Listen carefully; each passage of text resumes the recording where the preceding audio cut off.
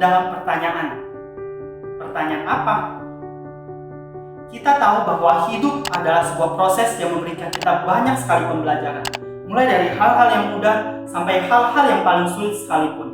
Dan yakin bahwa pasti dalam pembelajaran yang kita dapatkan, bukan hanya dari hal-hal yang mudah, namun juga banyak juga yang kita bisa pelajari dari hal-hal yang sulit yang kita alami, yang kita lakukan, dan juga kita rasakan. Seperti seorang pelukis.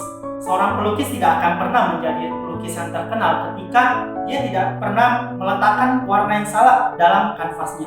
Seperti juga orang yang belajar naik sepeda. Orang tersebut tidak akan pernah mahir untuk mengendarai sepeda kalau dia tidak pernah merasakan yang namanya sakit jatuh dari sepeda. Seperti seorang sales dalam perusahaan, dia tidak akan pernah menjadi sales yang unggul kalau dia belum pernah merasakan namanya ditolak, mendapatkan cemoohan, mendapatkan penolakan dari customer-nya. Di dalam hidup kita pasti akan selalu bertemu dengan dua hal. Yang pertama adalah hal yang membuat kita bahagia, dan yang kedua adalah hal-hal yang membuat kita menderita. Mengutip dari apa yang dikatakan oleh seorang penulis yang bernama Daniel Goleman, beliau mengatakan bahwa bukan karena kita ingin mendapatkan kebahagiaan dalam hidup, lalu serta-merta seolah-olah kita ingin menghapus semua penderitaan yang ada dalam diri kita. Beliau juga mengatakan bahwa dalam pikiran manusia, belum namanya bisa menebak kapan perasaan buruk datang kepada kita. Namun sesungguhnya yang bisa kita lakukan adalah kita bisa menakar seberapa besar penderitaan yang bisa kita rasakan dan seberapa lama penderitaan itu ataupun perasaan-perasaan buruk yang datang kepada diri kita. Jadi baik itu kebahagiaan ataupun penderitaan, itu semua adalah bumbu-bumbu dalam kehidupan kita. Yang sesungguhnya yang bisa kita lakukan adalah kita atur agar kebahagiaan maupun penderitaan itu bisa seimbang dengan diri kita. Namun uniknya dalam lingkungan kita, seringkali ketika orang-orang mendapatkan hal-hal yang bagi mereka kebahagiaan, seperti mendapatkan pekerjaan yang terbaik, mendapatkan harta kekayaan yang banyak, menang undian, mendapatkan keluarga yang bahagia, keinginan mereka tercapai, mereka semua tidak akan mempertanyakan kenapa mereka mendapatkan kebahagiaan itu. Tapi uniknya adalah ketika mereka mendapatkan hal-hal yang tidak membuat mereka bahagia, seperti membuat hal-hal yang baik tidak diakui orang lain, harapannya tidak tercapai, keluarganya berantakan, nasib buruk selalu menimpa mereka, mereka akan selalu mempertanyakan kenapa harapan saya tidak bisa tercapai. Kenapa orang-orang selalu memfitnah, mensalahpahami saya? Kenapa saya sudah banyak melakukan perbuatan baik, kenapa tidak ada yang mau mengakui kelebihan saya? Hidup dengan pertanyaan-pertanyaan tersulit dalam hidup kita juga adalah kita mengambil hal-hal positif, segala hal yang baik yang bisa kita dapatkan dari satu kejadian yang menimpa kita. Seperti apa yang dikatakan oleh seorang penyair asal Jerman bernama Rainer Maria Rilke. Beliau mengatakan bahwa bersabarlah dengan setiap hal yang tersulit yang tak terselesaikan dalam hati kita. Cobalah untuk mencintai pertanyaan-pertanyaan ataupun kejadian yang menimpa kita. Seperti kita berhadapan dengan pintu yang terkunci ataupun ketika kita sedang membaca buku dengan bahasa asing. Kita jangan langsung untuk terburu-buru mencari jawaban atas permasalahan kita. Karena pertanyaan-pertanyaan tersebut dan apa yang kita inginkan tidak akan mungkin bisa diberikan kepada kita. Karena kita tidak akan mampu untuk hidup ataupun menerimanya dengan hati yang lapang. Ini adalah sebuah pertanyaan yang memungkinkan kita untuk bisa mengalami, untuk bisa hayati setiap hal. Dan di saat ini, yang bisa kita lakukan adalah kita hidup dalam pertanyaan tersebut. Mungkin di suatu saat nanti, secara tidak kita sadari, kita akan menemukan jawaban tersebut dari pengalaman yang kita lewati suatu saat nanti.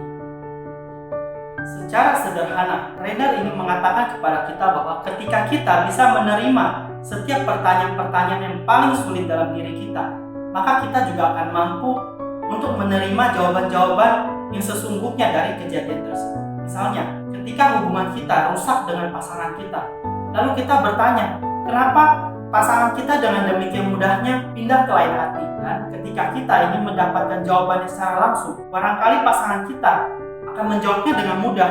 Ya karena saya memang dari awal tidak suka dengan kamu.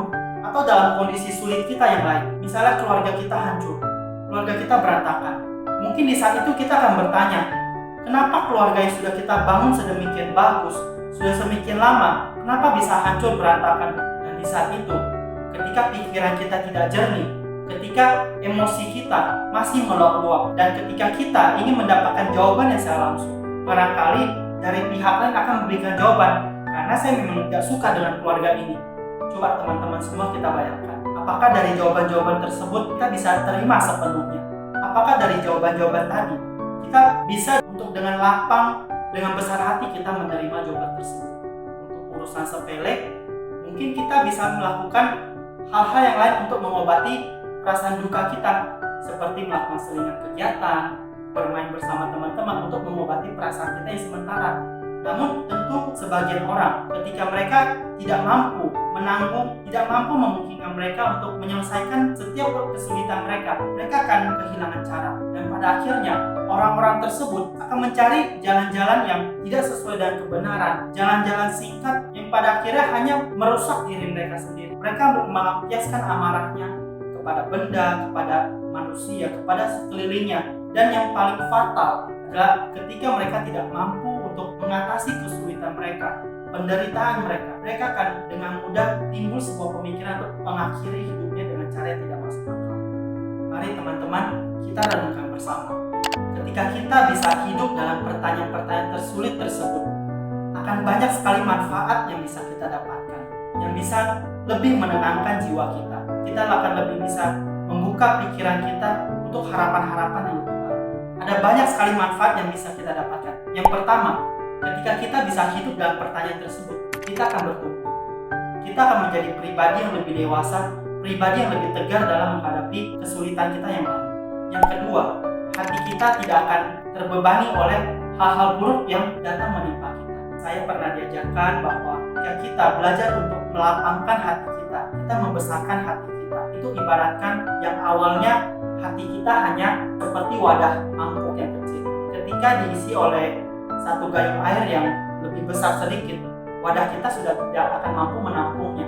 Tapi kalau kita membesarkan hati kita bagaikan seluas samudra, kalau diisi dengan air gayung yang sama, itu tidak akan merasakan apa-apa. Jadi teman-teman, poin yang kedua adalah mari ketika kita bisa membesarkan, melapangkan hati kita akan mampu untuk menghadapi setiap kesulitan yang datang. Yang ketiga, positivitas akan datang. Kita akan menjadi orang yang dipenuhi oleh harapan-harapan baru. Kita akan menjadi orang yang lebih bersyukur, lebih mampu dengan jernih melihat setiap keadaan. Kita tidak akan menjadi orang yang pengeluh, kita tidak akan menjadi orang yang selalu membanding-bandingkan, selalu menyalahkan orang lain. Yang keempat, kita akan menjadi pribadi yang lebih bertanggung jawab atas hidup kita. Hidup kita adalah di tangan diri kita, bukan di tangan orang lain. Dan bukan karena satu kejadian, bukan karena satu pengalaman yang buruk menimpa kita, lalu seolah-olah hidup kita rusak selamanya. Mari teman-teman sekalian, kita renungkan mendalam pada diri kita. Kita buka lembaran baru untuk menyongsong masa depan kita yang lebih baik. Kita jadikan setiap kesulitan, setiap hal-hal buruk yang menimpa kita adalah sebagai pelajaran, sebagai guru yang baik dalam proses kehidupan kita.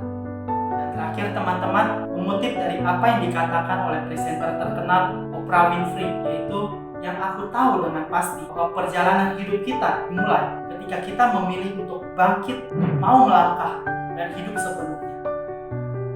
Saya Riki Tanjaya, salam self mastery.